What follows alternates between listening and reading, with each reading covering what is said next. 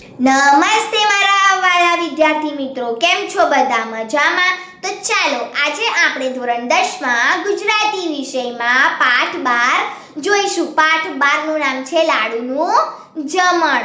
અહીંયા લાડુનું જમણ લખ્યું છે, પણ આનું નામ છે પાઠનું લાડુનું જમણ. કોણે લખ્યો છે પાઠ? પન્નાલાલ પટેલ. લેખક કોણ છે પાઠ 12 ના લાડુના જમણના? તો પન્નાલાલ પટેલ.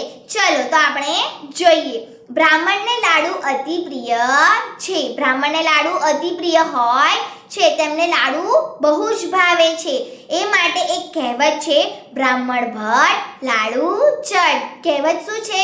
બ્રાહ્મણ ભટ્ટ લાડુ ચટ. કહેવાય છે કે બ્રાહ્મણને બીજાને ત્યાં લાડુ જમવા જવાનું હોય તો 2 દિવસ અગાઉ ભૂખ્યા રહે. બરાબર? કહેવત છે કે બ્રાહ્મણને કોઈ જમવા માટે આમંત્રણ આપે તો બ્રાહ્મણ 2 દિવસ સુધી ભૂખ્યા રહે છે. કેમ? તો લાડુ વધારે જમી શકાય તે માટે ભૂખ્યા રહે છે. આપણી વાર્તાના નાયક દેવશંકરને પણ લાડુ ખૂબ ભાવે છે. આપણી વાર્તાના નાયકનું નામ શું છે? દેવશંકર. એમને લાડુ ખૂબ ભાવે છે. આમાં દેવશંકરની લાલસા વિશે વાત કરવામાં આવી છે. શાની લાલસા વિશે? લાડુની લાલસા વિશેની વાત કરવામાં આવી છે. તેમની લાડુની લાલસા કેવી હતી, તે લાલસા સંતોષાય છે કે કેમ વગેરે ચાલો આપણે પન્નાલાલ પટેલ રચિત ટૂંકી વાર્તા લાડુનું જમણમાં જોઈએ. બરાબર? હવે આપણા જે દેવશંકર છે એમને લાડુની જે લાલસા છે, બરાબર, એ કેવી છે અને સંતોષાય છે કે કેમ એ આપણે આ પાઠમાં જોઈશું. તો ચલો આપણે એકમ 1 ની સમજૂતી પર પહોંચીશું. સમજૂતી એકમ 1. ચલો. દેવશંકર માસ્તરે આદર્શ ક્લબના પાટિયા પર રવિવારની ફીસ્ટમાં લાડુના જમણના સમાચાર વાંચ્યા. બરાબર? દેવશંકર માસ્તર હતા, એમણે એક આદર્શ નામનું ક્લબ હતું, ત્યાં પાટિયા પર રવિવારની ફીસ્ટ એટલે કે જમવાનું હતું, ત્યાં લાડુના જમણના સમાચાર વાંચ્યા. સમાચારની ખાતરી કરવા પાટિયા નજીક જઈ ચશ્માની દોરી સરખી કરી ફરીથી જાહેરાત વાંચી. હવે સમાચાર વાંચ્યા, હવે એમણે ચશ્મા પહેર્યા હતા, બરાબર છે, તો પણ ચશ્માની દોરી સરખી કરી અને ફરીથી જાહેરાત વાંચી. ઘેર પાછા ફરતા રસ્તામાં મનમાં ગડભાંજ ચાલી કે લાડુ જમવા કે ન જમવા. હવે એમણે ત્યાં પાટિયા પર વાંચી તો લીધું કે લાડુના જમણ છે, બરાબર, રવિવારના દિવસે. હવે એ રસ્તામાં જતા જતા વિચારે છે મનમાં કે લાડુ મારે જમવા કે ન જમવા. જમવા તો વધારાના ખર્ચને પહોંચી વળવા શું કરવું? શું કહે છે? લાડુ તો હું જમું, પણ જે વધારાનો ખર્ચ છે જીવનમાં એને પહોંચી વળવા માટે હું શું કરું? છેવટે 3 દિવસ એકવાર નહીં જમીને પૈસા બચાવીને લાડુ જમવાનું નક્કી કર્યું. હવે એમણે શું નક્કી કર્યું દેવશંકરે? કે છેવટે 3 દિવસ એ જમશે નહીં અને પૈસા બચાવીને લાડુ જમશે. લાડુ છેલ્લે ક્યારે જમ્યા હતા તે યાદ આવતા જ આશ્ચર્યમાં આંખો મોટી થઈ ગઈ. બરાબર? હવે દેવશંકર વિચારે છે કે એમણે લાડુ ક્યારે જમ્યા હતા. હવે એમની આંખો એકદમ વિચાર કરીને એકદમ ચોંકી ગઈ. કેમ ચોંકી ગઈ? તો આપણે જોઈએ. કેમ કે છેલ્લે લાડુ ખાધાને 4 માસ જેટલો લાંબો સમય વીતી ગયો હતો. કેટલો માસ? 4 માસ. 4 મહિના વીતી ગયા હતા. 4 મહિનાથી એમણે લાડુ જમ્યા હતા નહીં. બરાબર? પોતાની જાત પ્રત્યે માન થયું. શું દેવશંકર શું કહે છે? એમની પોતાની જાત વિશે માન થાય છે કે ઓહો, મેં 4 મહિનાથી લાડુ ખાધા નથી. એ તો લાડુના શોખીન અને લાડુના શોખને ખાતર જ તેમણે માસ્તરની માન ભરી નોકરી ન સ્વીકારતા કાકાનું ખાલી પડેલું ગોરપદું સ્વીકાર્યું હતું. હવે દેવશંકર કોણ હતા? માસ્તર હતા. એમને માસ્તરની નોકરી હતી, ટીચરની નોકરી હતી. એમણે એ ટીચરની નોકરી છોડીને એમના જે કાકા હતા એમનું ગોરપદું સ્વીકારી લીધું હતું. કેમ? તો એમને જ્યાં જ્યાં બોલાવે ત્યાં લાડુ જમવા મળે એની માટે એમણે શેની જોબ છોડી, શેની નોકરી છોડી? જે એમના ટીચર હતા, માસ્તર હતા, એમની નોકરી છોડી, એ સ્વીકારી નહીં, અને જે ગોરપદું ખાલી પડેલું કાકાનું એ સ્વીકારી લીધું. ગોરપદામાં શ્રાવણ માસમાં તો દરરોજ લાડુ જમવાના મળતા, બરાબર. રોજ એ જે ગોરપદામાં શ્રાવણ માસના મહિનામાં દરરોજ લાડુ જમવાના મળતા.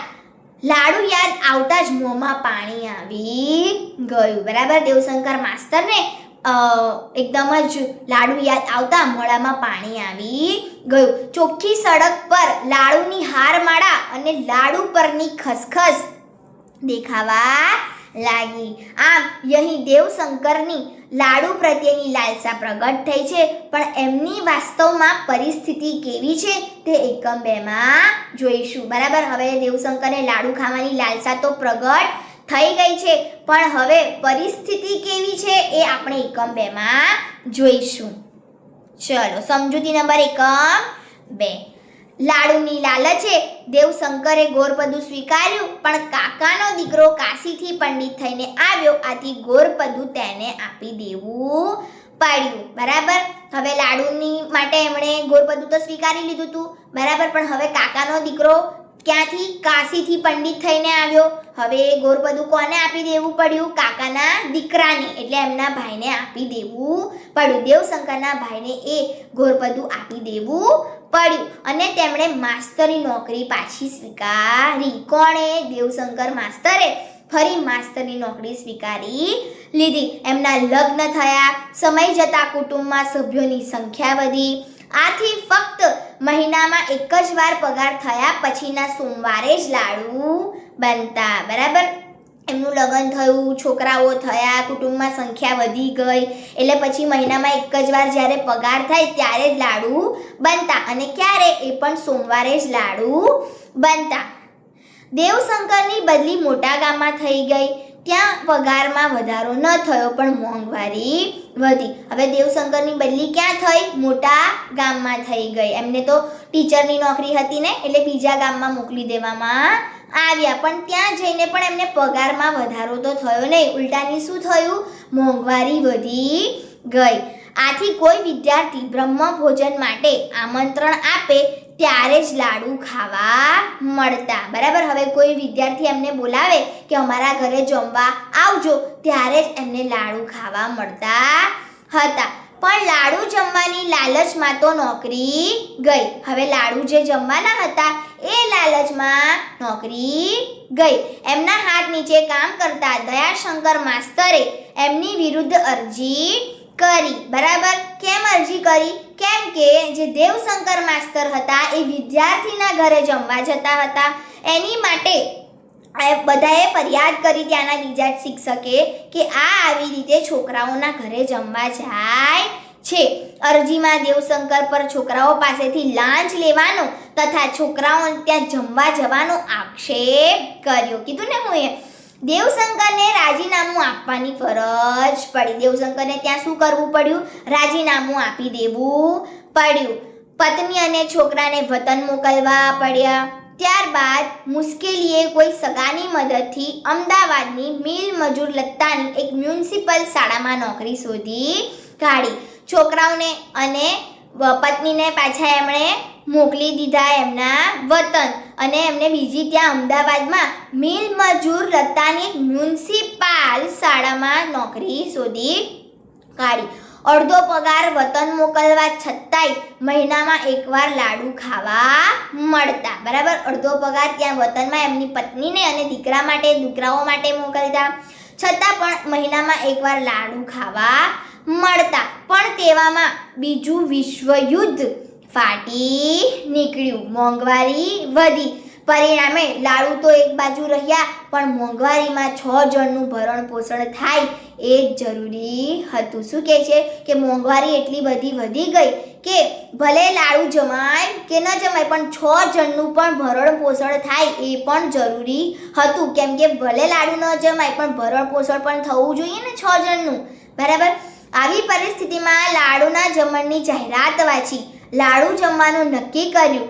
લાડુ જમવા ક્લબમાં ગયા. ત્યાં શું થાય છે તે હવે આપણે પછીના એકમમાં જોઈશું, બરાબર. આવી બધી પરિસ્થિતિમાં દેવશંકર માસ્તરે ત્યાં લાડુના જમણની જાહેરાત વાંચી, બરાબર, અને ત્યાં લાડુ જમવા જવાનું નક્કી કર્યું છે. આપણે એ આગળના એકમમાં જોઈએ. એકમ 2 આપણો પૂરો થયો. હવે આપણે એકમ 3માં જોઈશું.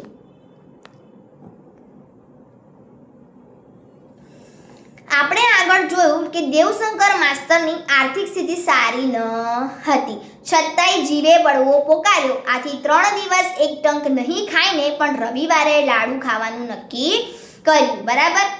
હવે એમણે શું નક્કી કર્યું કે એક ટંક ખાય નહીં, બરાબર, અને રવિવારે લાડુ ખાવા જશે. બીજે દિવસે મિષ્ટાન ખાવાનું છે. એ આનંદમાં શનિવારે લાડુનું જમણ જમ્યા હોય એ રીતેનો અનુભવ થયો, બરાબર. બીજે દિવસે એમણે રવિવારે જમવા જવાનું જ છે, પણ શનિવારે શું અનુભવ કર્યો? ભૂખા રહીને, કે જાણે લાડુનું જમણ જ જમ્યા હોય. રવિવાર તો અતિ આનંદનો દિવસ હતો. વધારે ભૂખ લાગે માટે 1:30 વાગે જમવા જવાનું મનથી નક્કી કર્યું. શું? આગલા દિવસે શનિવારે એમણે ઓછું એ કર્યું, બરાબર. કેમ કે રવિવારે એમનાથી જમવા જવાય, એકદમ પેટ એમનું ખાલી થાય અને 1:30 વાગે જવાનું નક્કી કર્યું. કેટલા વાગે? 1:30 વાગે જવાનું. કેમ કે વધારે ભૂખ લાગે એના માટે. પણ લાડુ ખૂટી જશે એવો વિચાર આવતા જ 1 વાગ્યા પહેલા ક્લબમાં પહોંચી ગયા. હવે રવિવાર થઈ ગયો, સવાર થઈ ગઈ, બરાબર. કેટલા વાગે નક્કી કર્યું હતું જવાનું? 1:30 વાગે. પણ હવે એમને ટેન્શન આવ્યું કે લાડુ ખતમ થઈ જશે, તો કેટલા વાગે પહોંચી ગયા? 1 વાગે પહોંચી ગયા. આમ અહીં એમની લાડુની લાલસા પ્રગટ થઈ ગઈ છે. ક્લબમાં પહોંચતા જ ગયે વખતે ક્લબના માલિકે કહેલા શબ્દો યાદ આવવાથી ક્લબમાં પ્રવેશવાનો સંકોચ થયો. હવે ત્યાં ક્લબના જે હશે માલિક, એમણે આમને કંઈ કીધું હશે, બરાબર, દેવશંકર માસ્તરને, તો એમને પગ મૂકતા જ કંઈક સંકોચ થયો. વગર આમંત્રણે જમવા જતા હોય એમ લાગ્યું. સંકોચ અનુભવતા દેવશંકર ખૂણાના ખાલી પાટલા પર બેઠા. દેવશંકરે જગ્યા શોધી નાખી ત્યાં ક્લબમાં અને ખાલી પાટલા પર બેઠા. કયા ખૂણાના? લાડુ પીરસનારને બેજ મૂકી દઈને કહ્યું. કેળાના રાયતા અને શાકભાજીની રાહ જોતા મોંમાં પાણી લાવી થોડીવાર બેસી રહેવું પડ્યું. બધું પીરસાઈ ગયા પછી કમનસીબી ઊભી થઈ. ક્લબના માલિકે પાસે આવી કહ્યું કે જમણનો $1.50 છે, તે તમે તો જાણો છો ને, બરાબર. હવે ક્લબના માલિક નજીક આવે છે અને કહે છે દેવશંકર માસ્તરને કે તમને ખબર છે ને કે આપણા ત્યાં $1.50 છે જમણનો. રેશનનો જમાનો છે એટલે અમે વધારે રાંધતા નથી. આવું કોણ કહે છે? ક્લબના માલિક કહે છે. અંદર સગવડ પણ નથી એટલે આપ દાળ ભાતની થાળી લો. હવે ત્યાંનો માલિક શું કહે છે દેવશંકર માસ્તરને કે બહુ મોંઘવારી છે એટલે અમે વધારે રાંધતા નથી, અંદર સગવડ પણ નથી, એટલે તમે શેની ડીશ લો? દાળ ભાતની ડીશ લો. ક્લબના માલિકના આ સૂચનથી દેવશંકર પર તથા આસપાસ જમનારા પર શી અસર થઈ તે હવે આપણે એકમ 4માં જોઈશું. તો એકમ 4માં જોઈએ. ક્લબના માલિક શંકરલાલને દેવશંકરે કરેલી ટકોરથી આસપાસ જમનારાએ તેમને ઠપકો આપ્યો. દેવશંકરને પણ ખરાબ લાગ્યું અને બોલી ઉઠ્યા કે મારે દાળ ભાત જ ખાવા છે. દેવશંકર લાડુની થાળી છોડી દે છે અને શું માંગે છે? દાળ ભાત જ માંગે છે. મેં તો આજે જુલાબ લીધો છે. લાડુ ખાવાની ઈચ્છા રાખનાર, લાડુના સપના જોનાર, 2 લાડુ મૂકતા જવાનું કહેનાર દેવશંકરનો એકાએક લાડુ નહીં ખાવાનો નિર્ણય એમના દિલને લાગેલી ચોટ, એમના મનને થયેલું દુઃખ દર્શાવે છે. એક બાજુ શંકરલાલે લાડુ એઠા થાય તે માટે બતાવી દેવાનું કહ્યું અને બીજી બાજુ પીરસનારને દાળ ભાતની થાળી લાવવાનું કહ્યું, બરાબર. હવે જે ત્યાંના માલિક હતા એમણે કીધું કે તમે હવે આ લાડુ તમારી ડીશમાં મૂકી દીધા છે તો તમે આ લાડુ ખાઈ જાઓ, બરાબર છે. અને બીજી બાજુ ત્યાં શું કીધું કે થાળી લઈ આવો દાળ ભાતની. અહીં એમના સ્વભાવનું ખાધપણું વ્યક્ત થાય છે. જ્યારે 1-2 જણ જમવા આવનારે શંકરલાલને ઠપકો આપ્યો ત્યારે શંકરલાલ લાચારી દર્શાવતા કહ્યું કે મારો પણ જીવ બળે છે. બરાબર, ત્યાંના માલિકને લોકોએ ઠપકો આપ્યો, પણ ત્યાંના માલિક શું કહે છે કે મારો પણ અહીંયા જીવ બળે છે, મોંઘવારીનો જમાનો છે, રેશનના જમાનામાં અમે બહુ રાંધતા નથી, લાડુ ખૂટી પડ્યા છે, આ ભાઈને તો ડઝન લાડુ ખાવા જોઈએ છે. બરાબર, એવું કહેવામાં આવે છે. કોને? દેવશંકર માસ્તરને કેટલા લાડુ ખાવા જોઈએ છે? ડઝન લાડુ ખાવા જોઈએ છે. વગેરે અન્નદેવને છાંડી ન મૂકશો કહી ફરીથી શંકરલાલે દેવશંકરને લાચાર અવાજે લાડુ ખાઈ જવા કહ્યું. પણ દેવશંકર ઊભા થઈ ગયા. 1.5 રૂપિયો વસૂલ કરવાની વૃત્તિવાળા દેવશંકર લાડુ જમ્યા સિવાય 1.5 રૂપિયો આપી આંખોના ખૂણા સાફ કરતા ચાલ્યા ગયા. આની શંકરલાલ પર ઘેરી અસર પડી. દેવશંકર પાછળ જઈ કરગરી તેમણે માફી માંગી. જવાબમાં દેવશંકરની આંખમાંથી આંસુ સરી પડ્યા અને લાડુ નહીં ખાવાનું વચન લીધું અને ત્યાંથી દેવશંકર માસ્તર ચાલી ગયા. અહીંયા આપણો પાઠ 12 પૂરો થાય છે. Thank you.